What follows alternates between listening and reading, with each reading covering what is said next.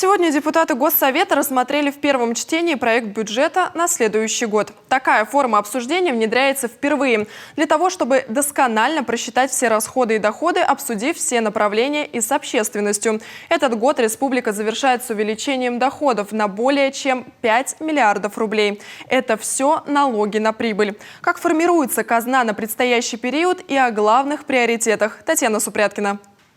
Социально-экономическое положение в стране стабилизировалось, несмотря на все международные санкции. И, как сегодня выразился на Евразийском экономическом форуме в Баку глава федерального ведомства Максим Орешкин, российская экономика прошла адаптацию и возвращается к росту.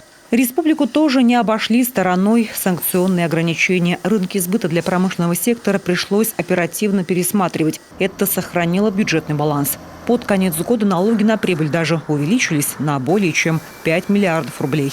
Мы закрываем вопрос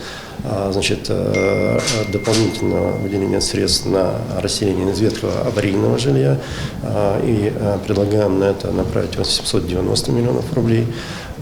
580 миллионов рублей пойдут как субсидии муниципальным бюджетам из пола-листам за муниципально пустующее жилье. К сожалению, это проблема в Воркуты и Инты.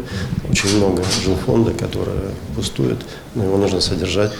У нас 300 миллионов рублей пойдет на погашение кредиторской задолженности учреждениям здравоохранения, она накопилась. И 322 миллиона рублей мы дополнительно предлагаем потратить на льготное лекарственное обеспечение.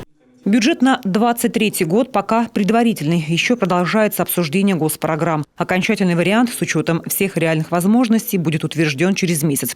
Но уже по нынешним подсчетам поступление в бюджет составит 80 миллиардов рублей. Плюс федеральные субсидии 16 миллиардов. По всем направлениям сейчас идет доскональный подсчет. От чего пока можно отказаться, а что оставить в приоритете. Главная задача – сохранить в необходимом объеме все социальные выплаты и пособия. При формировании расходов бюджета исходили из следующих приоритетов. Реализация региональных проектов в рамках обозначенных президентом России национальных целей развития. Исполнение социальных обязательств, затрагивающих интересы населения.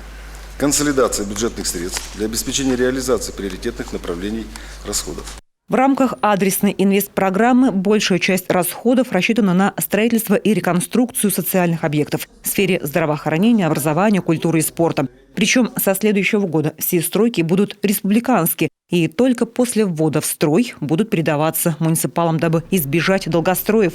Какие именно объекты будут запланированы, станет известно 30 ноября после окончательного утверждения бюджета. Татьяна Супряткина, Дмитрий Булаев, телеканал Юрган.